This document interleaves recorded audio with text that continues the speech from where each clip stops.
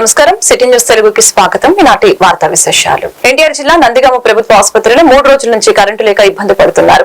రోగులకు రాత్రి సమయంలో కరెంటు లేక బాత్రూమ్ కి వెళ్లాలి అన్నా, డాక్టర్ ఏదైనా మెడిసిన్ ఇవ్వాలన్నా, ఇంజెక్షన్ చేయాలన్నా మొబైల్ ఫోన్ లైట్ వేసుకుని ఇంజెక్షన్ చేస్తున్నారని ఈ విషయం తెలుసుకుని సిపిఎం పార్టీ హాస్పిటల్ కి వెళ్లి వివరాలు అడిగి తెలుసుకున్నారు. డ్యూటీలో ఉన్న డాక్టర్ వారిపై దురుసుగా ప్రవర్తించడమే కాక అడ్డుపడ్డారని తెలిపారు. ఈ సందర్భంగా సిపిఎం పార్టీ నాయకులు కె గోపాల్ మాట్లాడారు. హాస్పిటల్లో ఉన్న వైద్యులు రోగుల్ని నిర్లక్ష్యం చేయక ఇప్పటికైనా సరైన ట్రాన్స్ఫారం వేసి రోగులకి ఇబ్బందులు లేకుండా చూడాలని డిమాండ్ చేశారు.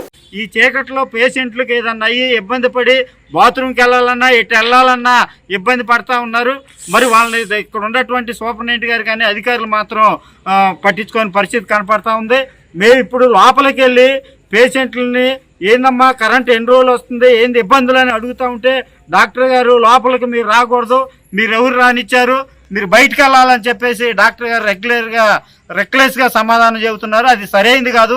మేము వాళ్ళు సమస్యలో ఉండే పేషెంట్లు చెప్పారు, దాని గురించి లోనికి వెళ్తే సరైన పద్ధతిలో మాట్లాడకుండా కూడా మా మీద రెక్లెస్గా మాట్లాడిన పరిస్థితి కనపడతా ఉంది.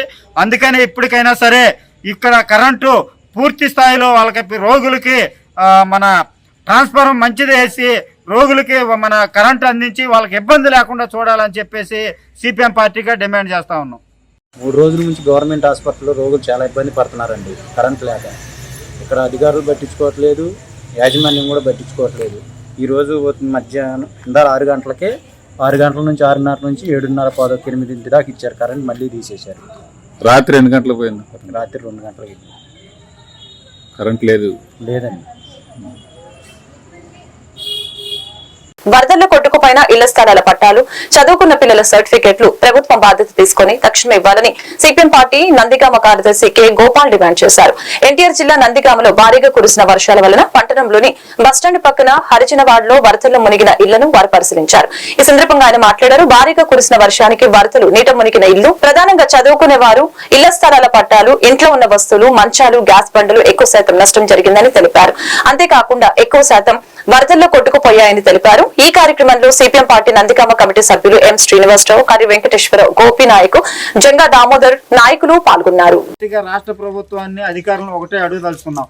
వీళ్ళు ఏ అయితే సర్టిఫికేట్లు పోయినాయో ఎంఆర్ఓ గారి ద్వారా, అట్లాగే ఎడ్యుకేషన్ ఆఫీసర్ గారి ద్వారా మళ్ళీ వాళ్ళకు అప్లై చేసుకుని వాళ్ళ కొత్త సర్టిఫికేట్లు మళ్ళీ నూతనంగా ప్రభుత్వమే బాధ్యత తీసుకొని పిల్లలకు సర్టిఫికేట్లు ఇవ్వాలని, అదేవిధంగా అధికారులు వచ్చి మొత్తం కూడా ఏరియా సర్వే చేసి వాళ్ళు ఏ పోయిన వస్తువులు అవన్నీ కూడా రాసుకొని మొన్న వచ్చారు చూశారు తప్ప మళ్ళీ వస్తామని చెప్పేసి వెళ్ళారు తప్ప ఇంతవరకు మళ్ళీ రాని పరిస్థితి కనపడతా ఉంది.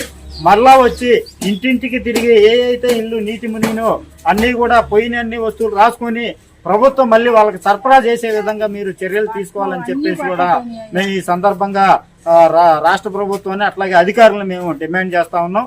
అందుకని వీళ్ళంతా పేదలు రోజువారీ పనికెళ్తే తప్ప జీవనం గడవని వాళ్ళు అప్పులు తెచ్చుకొని మరి వాళ్ళు అవి కొనుక్కున్న పరిస్థితి.